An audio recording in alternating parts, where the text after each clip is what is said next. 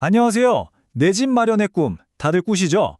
그런데 그 꿈을 이용한 보이지 않는 함정들이 있었습니다.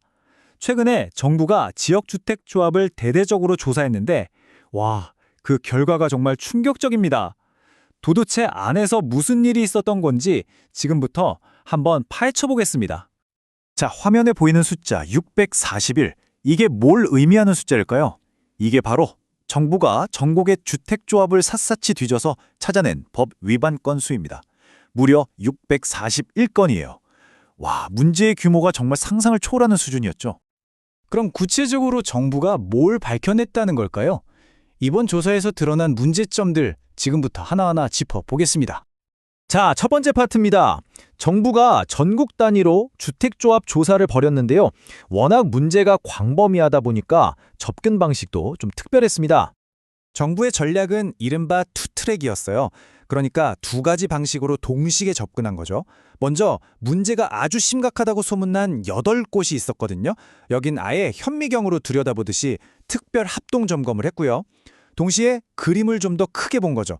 전국 600개나 넘는 조합을 싹 훑는 전국 실태 점검도 같이 진행해서 문제의 전체적인 규모를 파악한 겁니다. 자, 그럼 조사에서 뭐가 나왔을까요? 가장 먼저 드러난 문제가 바로 돈 문제였습니다. 특히 부풀려진 공사비 문제요. 조합원들은 이미 계약서에 도장을 다 찍었는데 건설사들이 아무런 근거도 없이 돈 더 내놔라 라고 요구한 정황이 포착된 겁니다. 이게 그냥 한두 군데가 아니었어요. 아까 그 특별점검 대상이었던 8곳 있죠? 그중 절반인 4곳에서 이런 말도 안 되는 공사비 증액 요구가 있었던 게 확인됐습니다. 아니, 도대체 어떤 식으로 돈을 더 달라고 한 건지 실제 사례를 한번 들여다보죠. 이게 아주 전형적인 수법인데요. 한번 보세요. 처음에는 엄청 싼 값에 공사를 따내요. 그리고 일단 계약이 끝나고 나면 그때부터 이런저런 핑계를 대면서 공사비를 슬금슬금 올리는 겁니다. 여기 사례를 보면 추가로 요구한 돈이 무려 934억 원입니다. 정말 어마어마하죠? 이게 다가 아니었습니다. 핑계도 정말 다양해요. 착공하고 나니까 물가가 올랐다. 하청업체에 돈을 더 줘야 한다. 심지어 추가 공사가 필요하다. 근데 중요한 건 뭐냐? 이 모든 요구가 계약서에는 전혀 없는 아무 근거 없는 주장이었다는 거죠. 이건 명백한 패턴이라고밖에 볼 수 없어요. 자, 그런데요. 이렇게 돈을 더 달라고 하는 것보다 어쩌면 더 교묘하고 악질적인 함정이 숨어 있었습니다. 그게 뭐냐면 바로 계약서 그 자체였어요. 조합원들이 제대로 읽어보지도 못하고 서명하게 되는 그 깨알 같은 글씨들 안에 독소 조항들이 숨어 있었던 거죠. 그리고 여기서 정말 충격적인 사실이 드러나는데요.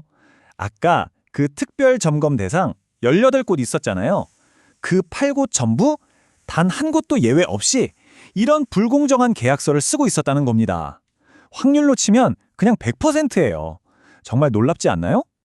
어떤 내용들인지 한번 구체적으로 볼까요? 정말 기가 막힙니다. 만약에 조합을 탈퇴하잖아요? 그럼 냈던 업무 대행비는 한 푼도 못 돌려받아요. 또 조합이 그냥 일방적으로 당신 이제 조합원 아님 하고 자격을 박탈할 수도 있고요. 심지어 조합원 도장을 자기들 마음대로 쓰는데 이의를 제기하지 말라는 조항도 있습니다.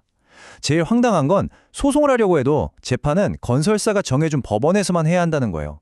이건 사실상 조합원의 손발을 다 묶어놓는 계약이죠. 자, 이렇게 심각한 문제들이 수면 위로 드러났습니다. 그럼 정부가 그냥 문제가 있구나 하고 보고서만 쓰고 끝냈을까요? 천만에요. 전국적으로 아주 강력한 조치에 들어갔습니다. 어떤 조치들이 있었는지 한번 살펴보죠. 아까 그 641건의 위반 사항들, 이걸 유형별로 나눠보니까요. 가장 비중이 큰 게 뭔지 아세요? 바로 정보 공개 미흡이었습니다. 거의 3분의 1에 가깝죠? 이게 뭘 의미하냐면 조합원들한테 제대로 정보를 알려주지 않았다는 거예요. 사업이 어떻게 돌아가는지 전혀 알 수 없는 말 그대로 깜깜이 상태로 만들어버린 거죠. 당연히 이런 환경에서 문제가 생길 수밖에 없고요. 그리고 그냥 잘못했습니다 하고 넘어간 게 아닙니다. 실제적인 조치가 뒤따랐어요. 이 표를 보시면 허위 광고 같은 좀 심각한 사안들은 바로 형사 고발 조치했고요. 정보 공개 제대로 안 한 197건 중 100건에 대해서는 시정명령을 내렸습니다. 과태료를 부과한 경우도 있고요. 확실하게 책임을 물은 거죠. 네, 이렇게 문제가 된 곳들을 적발하고 처벌하는 것도 물론 중요합니다.